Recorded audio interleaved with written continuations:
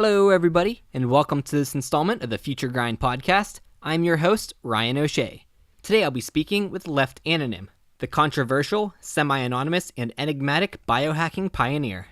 Lepht hails from the UK and has been discussing biohacking on its blog for over a decade. Lepht is most well known for its risky DIY implants, a topic we'll definitely get into. Because of this, a word of warning. Biohacking is dangerous and things can go wrong. I strongly advise against self-surgery of any kind, and you should consult with a trained medical doctor before moving forward with any type of human augmentation. That said, this is going to be a great conversation. As always, show notes and more are available at futuregrind.org or available on iTunes, Stitcher, and wherever podcasts are found. A video version of this episode is available on Facebook and YouTube. Make sure to subscribe. You can also like, comment, and share to spread the word. This is Future Grind.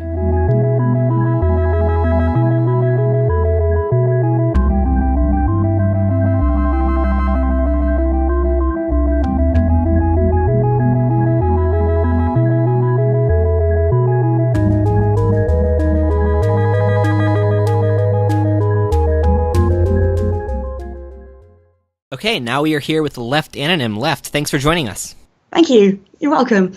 So you've been using your blog, Sapiens Anonym, to post updates on your biohacking experiments since about 2007. Yeah, for quite a long time now. Yeah, and I would say this definitely makes you one of the earliest biohacking pioneers. So what got you interested in this in the first place, and where does that interest stem from? Well, to be honest, all of this started pretty much when I was at university. I started university in 2006.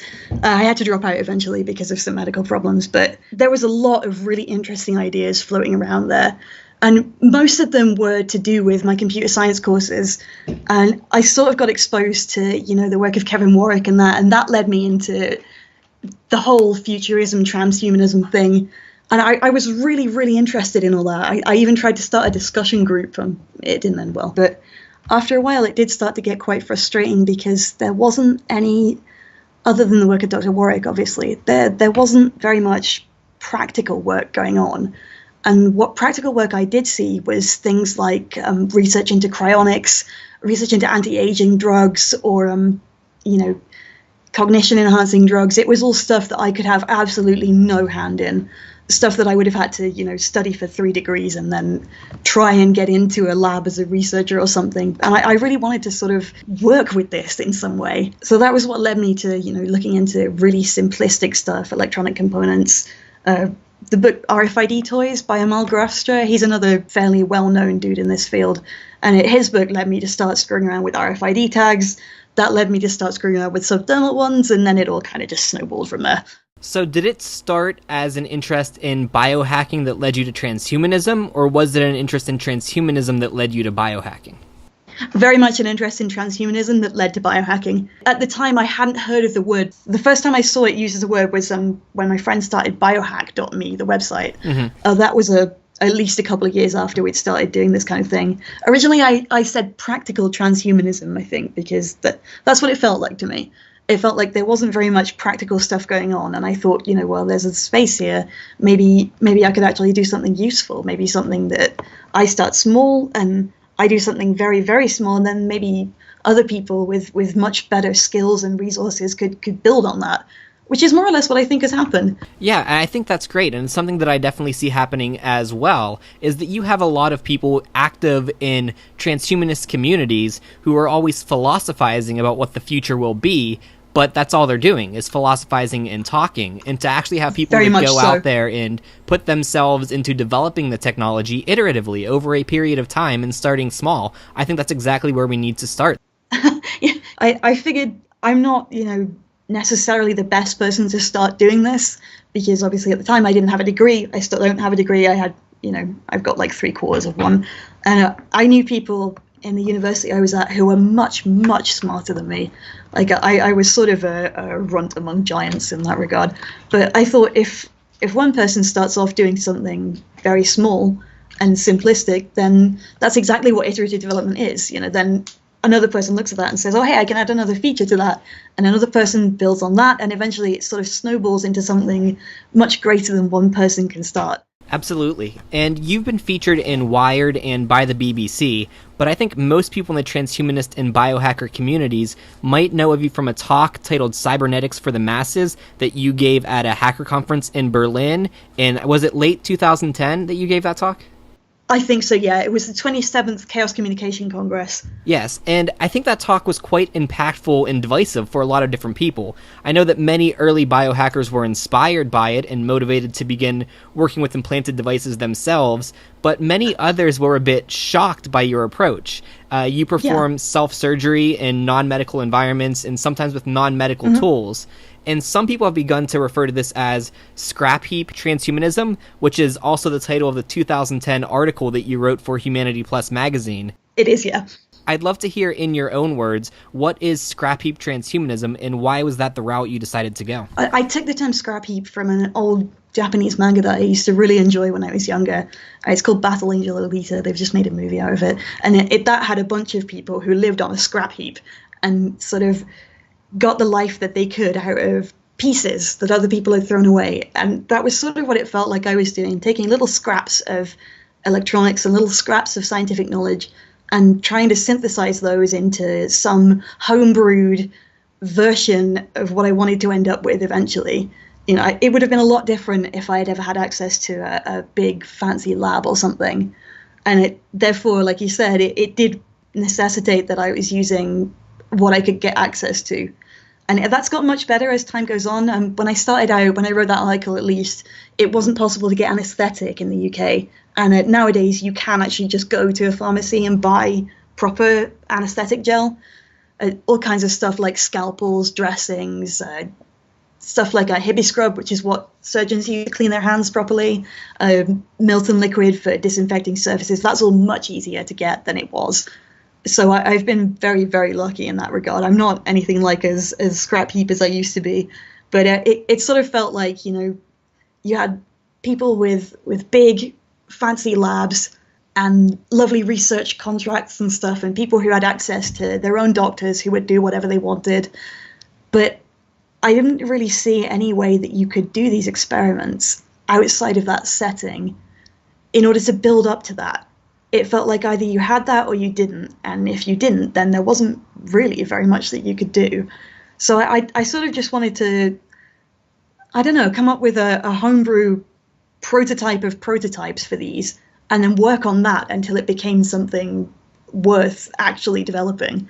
So to be clear, implanting things yourself wasn't necessarily your first choice. You did reach out to the medical community and they had basically refused to work with you, and because of that your only legal option at that point was essentially to put yourself at risk by performing self-surgery. Is that kind of the way it happened? Yeah, that's exactly what happened. I tried a lot of doctors. I was up in Scotland at the time, and I tried every local GP I could think of. I tried medical students, I tried consultants, I tried the hospitals, and it turned out that actually it's not legal for them to help somebody do these kind of things. The reason that researchers can do it is because their university has an insurance policy and a contract with the medical folk.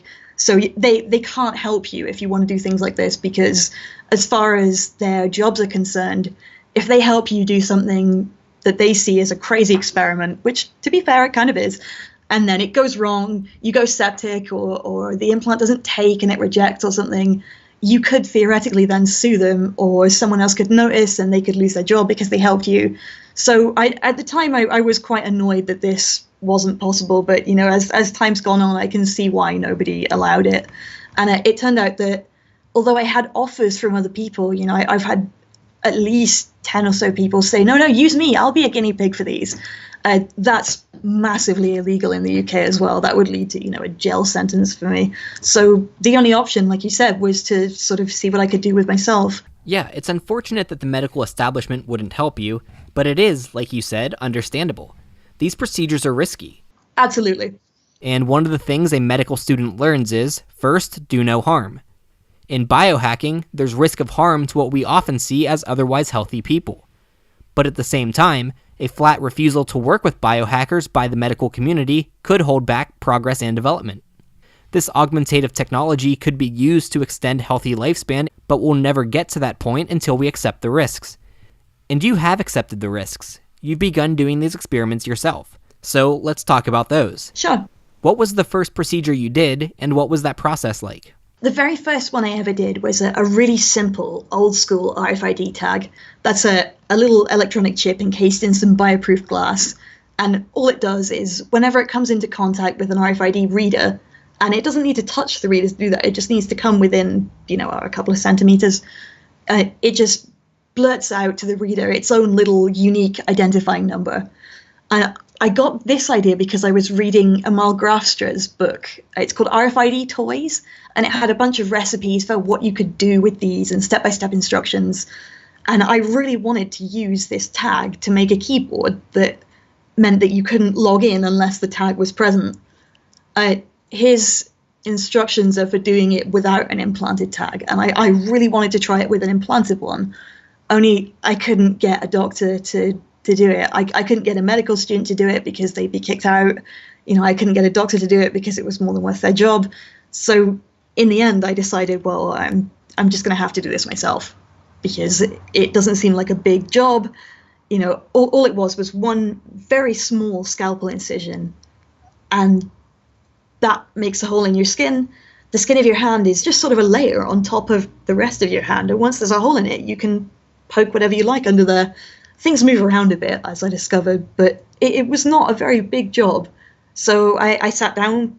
I had a friend who lent me a copy of Gray's, the medical anatomy textbook, and we sat around and we had a look, where are the major blood vessels, what's the skin like there, which places are the safest, and eventually we settled on the triangle between the thumb and the knuckle of the first finger. That seemed the place where there were least blood vessels, tendons, stuff that could get damaged. And I sanitized it, and I made a tiny little incision with a scalpel, and I just poked the tag under there and sort of cleaned it as best I could and waited for it to heal. And that was pretty successful. Nothing went wrong, and that was the first thing I ever did. And shortly after your first experimentation with RFID chips, you moved on to implanted magnets. How did you end up making that jump? That was actually through, I used to, back when I had a little bit more money and didn't spend it all on experiment components, I used to get tattoos done at a place in Aberdeen. And the piercer there he was friends with Steve Hayworth in America, the guy who invented these magnets. So he had one in his hand, and I was talking to him about it, and I thought, that's fascinating. Can I have one? And eventually he imported one over. At that point, he was just about to start offering them as a service that he could do for people. And I had him do one. And then I thought, this is great. After it took, it allows you to feel, electric fields. And this was like nothing I'd ever experienced before. I thought, this is fantastic. I would love to get, all 10 of these done. And then I realized how much it was going to cost. At the time, it was something like 75 quid just to get the one implant done. So that set me off on thinking, well, if you can do the ID yourself, the RFID tag, well, maybe you could do this as well. And it'll be a bit more complicated and it'll be a lot more painful, but, I don't know that I can't do it until I've tried and failed at doing it. So that sort of set me off on that path. What benefit did you see from getting more than one finger implanted with magnets? What added benefit does that give you that just one magnet does not? One finger, I found you could sense the fields, sort of, but with 2 or 3 on the same hand, you just have a better sense of where they are, how strong they are.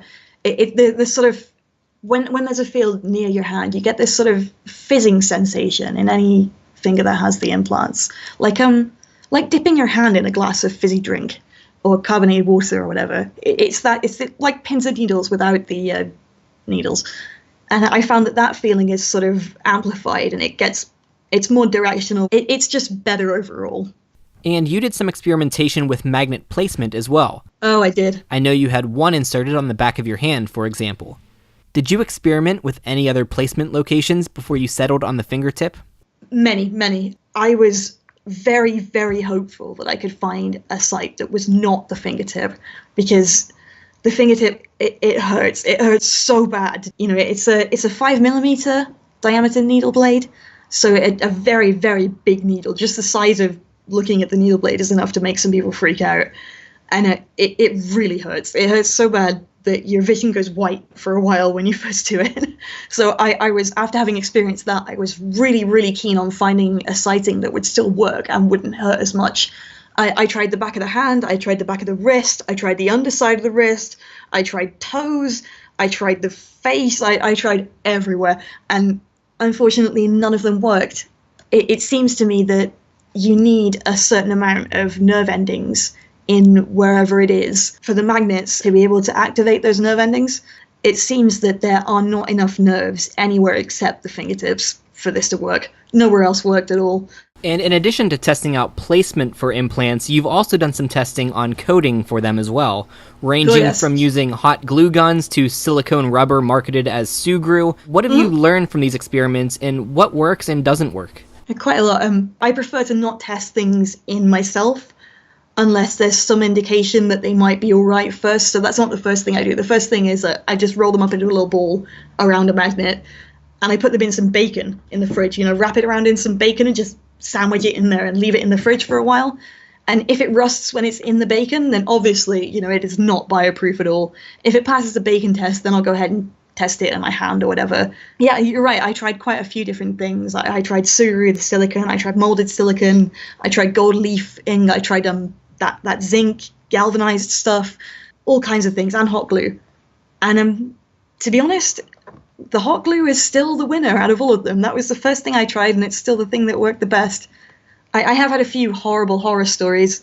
Well, one really, really bad horror story. I believe this was the molded silicone, although I forget because it was, as you say, it was about 8 or 9 years ago. But this passed the bacon test, and it passed the test where I put it under the skin of the back of my hand. And I thought, fantastic, this might well work. I'll try it on a magnet in my finger. And I did, and it worked for about 6 months. And then after that, I noticed that the fingertip was getting really bulbous, and the effect was going downhill. It wasn't as powerful. It wasn't working as well. And I thought, no, that's just leave it for a bit. It might be all right. And I kept looking at it and thinking that, and it got worse and worse and worse. And eventually it just failed completely. And now I have a great big weird lump in my finger that I'm going to have to take out sometime.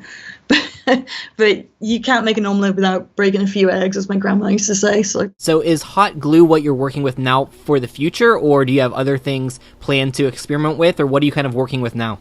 Right, for the moment, what I was working with was just hot glue. But very recently, Amal has been selling magnets of his own that are coated in gold. So obviously they're very sold out right now, because as soon as people realized he was selling them, they took out all of his stock. And right now he doesn't have any because of a manufacturing defect, as I understood. But I'm hoping to go onto those coated in hot glue because, the more coatings you can have, the safer it is. Does the glue add considerable size to the magnet implant? I imagine it would. Gold can be done in a very fine coating, but I can't imagine glue being applied in the same way. All I do is generally the glue bead with the magnet in that I use. The magnets are, what are they? They're 2.5 millimeter across as a flat disc. And they're with the glue gun bead, I just push out a bead of the right size, which is about, I'd say 3.5. It has about 1 millimeter all around. So it's not as much as you might think, but it does definitely add size to it. What that does is it basically makes it about the same as one of Hayworth's molded silicone covered ones. So you're not looking at anything bigger than the 5 millimeter needle that puts it in, and you're not looking at anything like twice the size or anything. But I wanted it to be that much at least, because I thought, well, in theory I could have done a very, very thin coating, but when I've tried that and put it into like baths of saline or in a bacon test or something, they haven't always passed it, and I wanted to be as safe as I could. I realized that this might involve a bit of trade-off in that perhaps you can get more strong sensing of the fields with a magnet that's just coated in gold or coated in very thin silicone.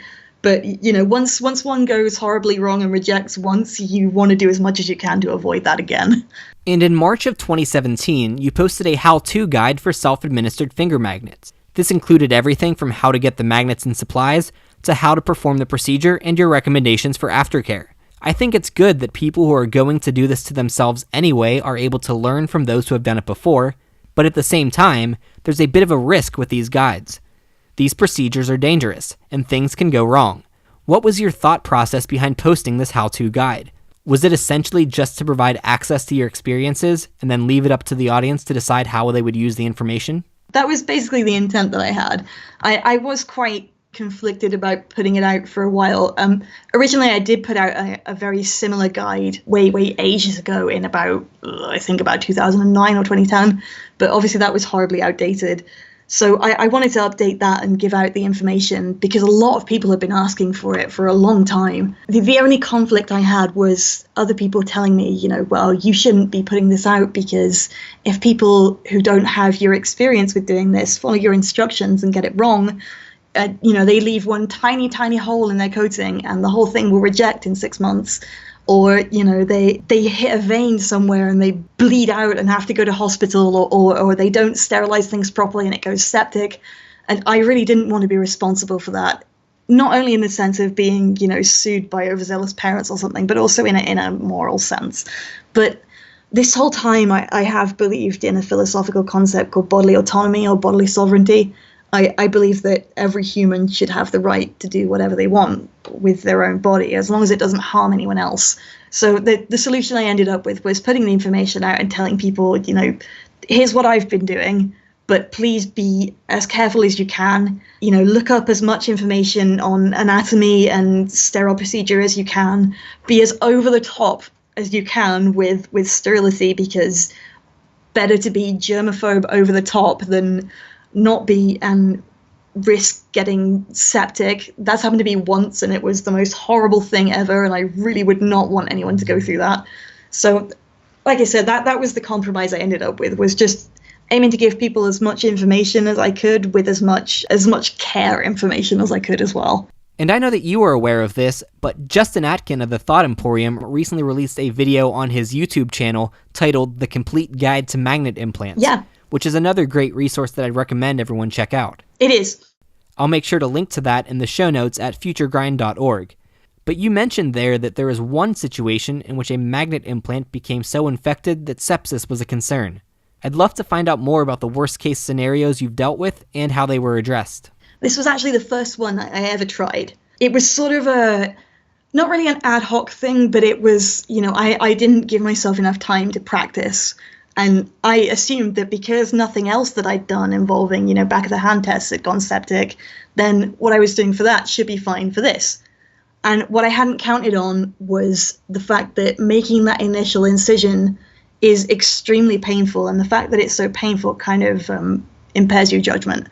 So looking back on it, I could see that what I had done wrong was I'd been holding the wound open with something. At the time, I didn't have anything, and I thought, the perfect shape for this is a potato peeler. So if we just sterilize the potato peeler, that should be fine. And I used it to hold the wound open. And in hindsight, you're not supposed to have a wound open for that amount of time. But I held it open while I was messing with the magnet and figuring out that actually, it takes a lot of force to get the magnet in there. And that was what caused it to go septic. If you have one germ that gets into a wound, it can go septic. First it gets infected, and then sepsis is just sort of infection gone out of control. So I did that, and then the next day I went down to visit family, and I sort of bandaged it up and ignored it for a week, and it was getting a little bit red and a little bit throbby, and I thought, we'll deal with it after Christmas. And then it got more red and more throbby, and eventually the whole finger was red, and there was you could see the veins going down my arm in a funny color, a sort of purpley black color, and the whole thing was throbbing, and it was sort of a nightmare. My mum, who used to be a nurse, she took one look at it and she said, that's septic, that has to come out. So we disinfected it all and took it out, and I lived to try another day. But that's the worst experience I've ever had with doing something, and it taught me to be much, much, much more careful in the future. So what implants do you currently have, and what do they do? Right now, I have 1, 2, 3, 4, 5, 6. Sorry, I had to count them there. I forgot. 6 magnet implants. I've left my pointer fingers and my thumbs alone because generally when you're grabbing things, and those are the 2 fingers that you grab things with most often or twist things, it's very uncomfortable to have an implant in there because it moves around a bit and it can hurt. And feel bad and stop you from doing things like scrolling a mouse, and it's just not convenient. I may or may not get those in the future. I've got a bunch of non-functional stuff in my arms and back of my hands, which is all like bits of coating that are in there for long-term testing, bits of prototype that I haven't been bothered to take out. And there's the original RFID chip. Then there's a rewritable one that I got a while later. And the most recent one was an XNT chip, the sort of next generation of near-field tags. These guys are really cool. They can interact with your smartphone. You can write programs to do all kinds of things with them on a computer. So I think that's everything. Do you currently have the RFIDs or NFCs set up to do anything interesting? Do you use any of the wireless locks or electronics or anything? Yeah, right now the NFC just sort of unlocks and locks my phone. There's a lot of programs that can do this for you very easily. I haven't really scratched the surface of what you could do with this yet. Amal will be able to tell you a lot more about these because they're kind of his thing. But unfortunately, I don't have the very old one that used to unlock and lock the Windows setup. The first thing that I ever did, because it worked with Windows, I think it was XP. Yeah, it would have been XP. And you can't, as far as I can tell, you can't do the same kind of messing with more modern Windows that you could to do with this. You had to mess with Gina, which is the logon agent. So unfortunately, I had to sort of ditch that one, although the implant is still there. But yeah, it's even just locking and unlocking your phone, that's very sort of surface level for what these guys can do. Mine's password locked as well. I was looking into the security of them, and of course the original ones had a problem because anyone could walk past you with a scanner in their bag, and provided they were close enough to your hand, the scanner could pick up the ID of your tag, and then they could use that to get into whatever you had secured using it. The rewritable ones kind of help that a little bit, but the XNTs are all password secured. You can choose a 4-digit PIN, and therefore it can't be unlocked without your tag and your PIN. So I think there's a lot more that I could do with these that I would really like to get into in future. And you've been working off and on for a few years on a device called Southpaw, an implantable version of the Northpaw device from SenseBridge. And this would essentially take their wearable, which uses haptic feedback to tell the user where north is, and implants it inside the body. Is that something you're still working on? It's been in the works for far too long. I started it around the end of my sort of time at university, and it ended up getting back shelved because unfortunately I had to leave university because of medical problems, and then for years I wasn't doing anything much. But very recently I've got in touch with the guys back at SenseBridge, and I was very, very lucky. And Eric Boyd, the guy who basically developed the original Northpaw, he said, well, I'm not developing this anymore, but I can send you a bunch of Northpaw components. So he sent me a big box of bits of Northpaw, and right now that's what I'm doing. I'm messing with Northpaws and attempting to reconstruct my old Southpaw prototype so that I can get something that I can sort of start working on again. The team at Cyborg Nest came out with a similar device called NorthSense, which also has the functionality of using haptic feedback to tell the user where north is. Their device, however, is essentially attached by piercings rather than being implanted subdermally. Since this is a field you've been working in for a while, I'd love to hear your thoughts on the NorthSense. To me, that seems more like a wearable, because to me, an implant is something that stays there permanently and is completely subdermal. On the other hand, it is a fantastic development that the more people work concurrently on things like this, the more I feel we can achieve as a community. Like, I don't really see biohacking as, this person is responsible for this one person is responsible for that. I see it more of like a collective effort to do all kinds of things together. So I'm very glad that they did, because that means that I can ask them, what kind of microprocessor did you use? What kind of problems were you having with the output? Things like that. Are there any other projects that you're currently planning that people can look forward to? A few, yeah. There's various things that I don't really have the means to work on right now. But there's one thing that I've wanted to do for a while. I used to have a very, very old temperature sensing device. And all it was a bunch of thermistors connected to... thermistors are resistors that change the electricity that goes through them changes based on the temperature. And these guys were connected to a couple of LEDs and a battery, and it was all in a flat blob of hot glue. And this little array of stuff sufficed to light one light, a red one, if the temperature went above a certain range, room temperature upwards, and a green light if it was room temperature below, because I used to have problems based on medication side effects and telling temperature. And I took this out, maybe 5 or 6 years ago. A big scar on my wrist where it used to be. But I would really like to get a proper, microprocessor-based version of this going. And I think I can only really deal with working on one project right now. The same with the prototype of the Southpaw is a microprocessor connected to a ring of electrodes. And all the North Pole is a processor connected to a ring of buzzers. And it's one on the ankle. Whichever buzzer is closest to north is the one that vibrates at any one given time. So your processor is constantly polling for which one is north and vibrating that and polling again and updating. And I thought, it's one thing to replicate this with some electrodes under the skin, but you have an entire microprocessor there. What else could it do aside from polling for temperature and activating an electrode? Could it connect to things? Could it connect to your smartphone? Could it be used for more than one thing at once? Could you use it to store data? Could you use it to smuggle data? So I do tend to sort of get, distracted with this kind of thing. But I think while I'm still not very well, the best thing is to work on one thing at once. And I think that was pretty interesting that you mentioned using the implanted temperature sensor to kind of address a side effect that you were dealing with due to medication, and kind of overcoming those biological limitations. And in addition to keeping people updated about biohacking on your blog, you've also been very open about your personal life, about your struggles with addiction and mental illness and physical illness. Do you feel that your interest in transhumanism is related at all to these biological shortcomings that we all have, or is that a bit unrelated and just kind of coincidental? No, I think you're right. I think it is related.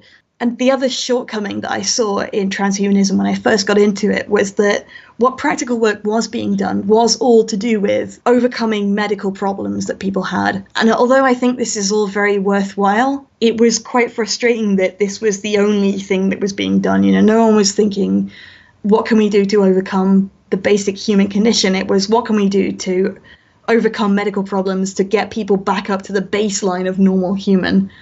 And it sounds kind of, odd to say it at first, but I do think that if anyone wanted to change something about themselves and had the means to technologically, I can't see a reason why you shouldn't.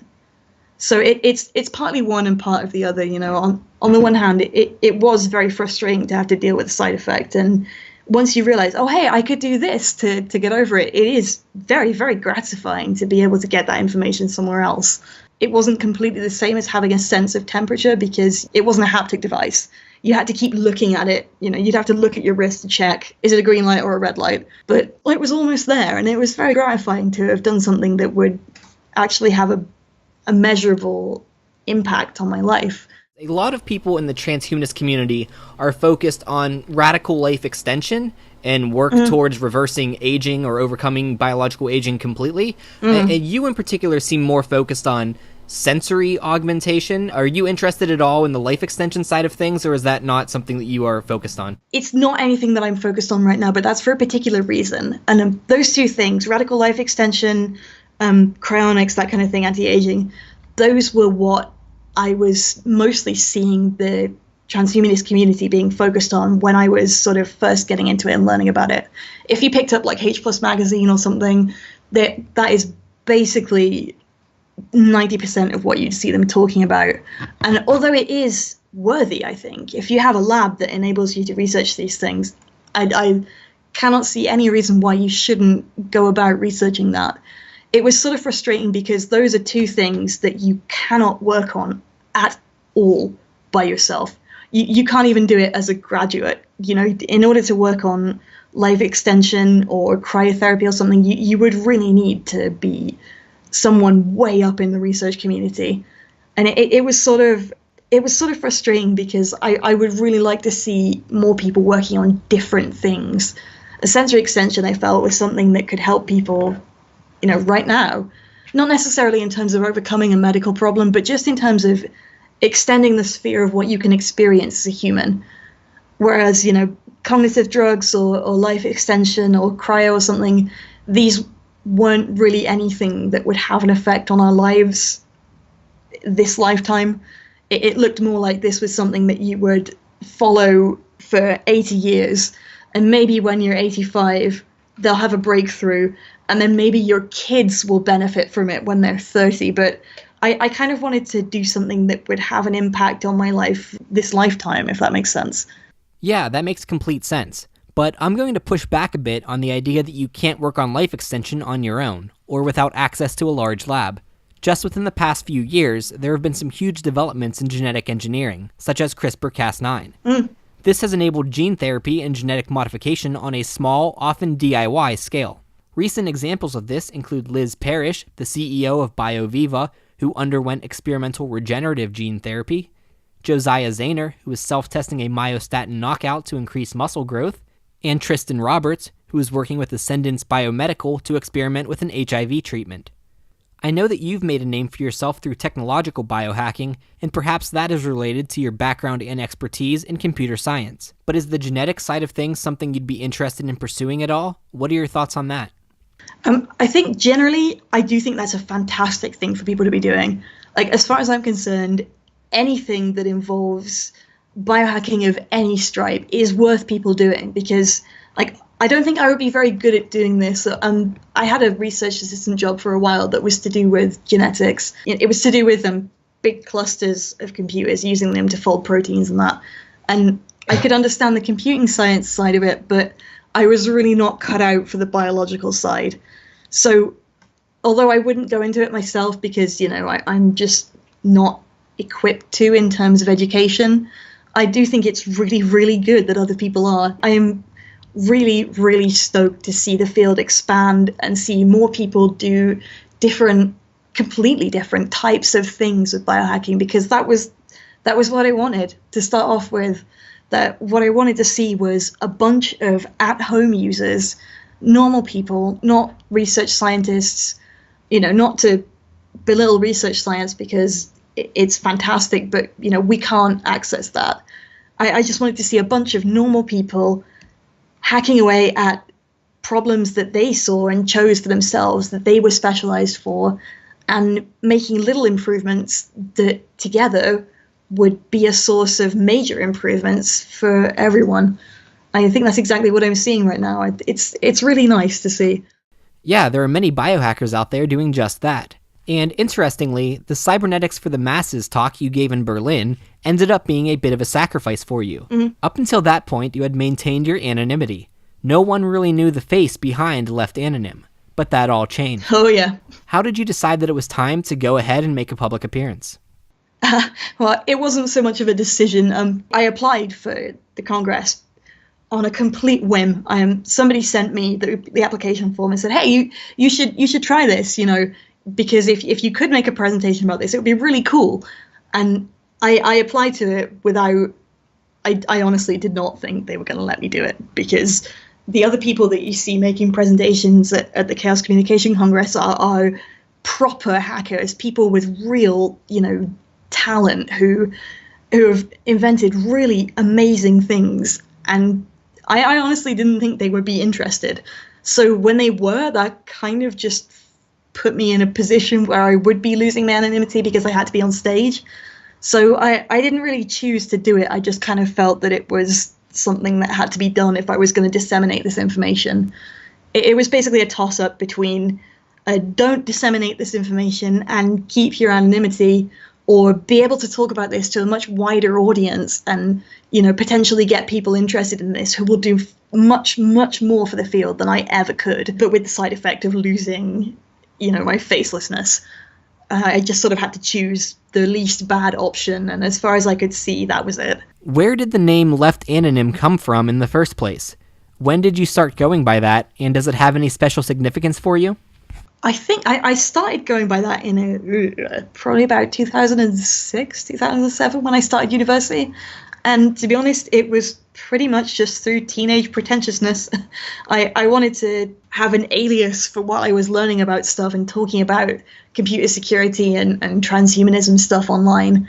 And at the time, everyone did. Like, that was what you did. You know, everyone had a hacker name. And that was the hacker name I came up with for myself, Lepht, because I was extremely left-leaning in terms of politics, and I'm left-handed, and that was pretty much it. And then Anonym, just from an anonymous. I had to put a surname on it because, as I found within making the first couple of 4 or so posts on my blog, a dude turned up and he was like, "You can't call yourself Lepht because that's my Xbox gamer tag, and like I've been playing this with COD for 2 years, and you can't be Lepht because I'm Lepht." And I realized that, you know, actually there's about 6 different Lefts, and that now there's a lot more. So there was no like deep significance to it. It was just a pseudonym for my blog, pretty much. Well, that makes total sense. We certainly wouldn't want to anger the gamers by taking their handles. But I do know that many people follow along with your blog to hear updates on your experiments. But there are some periods of extended silence on there, and people wonder, where is Lepht? So I'd love to give you the opportunity to give a little update on what you have going on now. A few different things right now. Not much has changed since the last, major update that I made. But like I said, I'm messing with the North Pole parts. I'm kind of getting back into the swing of soldering stuff together. It turns out when I first started resoldering, I'd lost all of the skill for it. But I'm messing with that. I'm hoping to make a proper prototype that can be slotted into a microcontroller. I'm messing with the XNT chips. I've only scratched the surface of that. I really want to see more about what these chips can do, because I think they've got endless applications. You've basically got a tiny portable data store in your hand that can be encrypted, maybe, that can be used to take data from one place to another completely securely, can be used to interact with all kinds of devices. Like, I really want to mess with that some more. And the only other thing that I was doing in that post that I've since finished doing was my partner, Paul Zarel, he was doing a documentary about me and other biohackers and the work that we do. It featured myself, and there was an interview with Kevin Warwick and another biohacker, Vicarious, that has been going pretty much as long as I have. So that's finished now, and that's gone up onto YouTube. Yeah, I've seen that documentary, and it's worth checking out. I'll make sure to put a link to it in the show notes at futuregrind.org for anyone who might want to see it. And Kevin Warwick is great in it as well. Yeah. He always has interesting things to say, and he was actually a recent guest here on the Future Grind podcast. So you can learn more about him and his experiments in episode 10. So, Lepht, where would you like to direct everyone to find out more about you and to keep up to date with your work? Well, I am trying to use the blog more than I should. I also have a Twitter, at Lepht_Anonym. That's got a few more short updates rather than, great big blog length ones.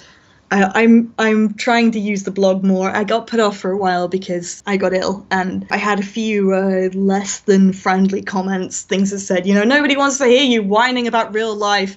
So I stopped talking about anything other than biohacking, and when you had nothing to talk about, that just results in a big, long period of silence. So I will hopefully be using the blog and Twitter more to keep people in the loop. Well, I'll make sure to put links to both your blog and your Twitter account in the show notes as well, so that people can find you there. Thank you. And I think this was a great conversation. You're definitely a polarizing figure in the biohacking and transhumanist communities, but I don't think anyone can deny your credentials as one of the original pioneers of DIY human augmentation and the influence you've had on others. So thank you for coming here and sharing a bit of your story. Thanks for asking me here. It's flattering to be asked onto this kind of thing, so thanks for talking to me. Much appreciated. Hey everyone, Ryan O'Shea again, and thanks for listening to my interview with Lepht Anonym. Remember to check out the show notes at futuregrind.org, and you can also like, comment, and share to spread the word. We hope to see you next time on Future Grind.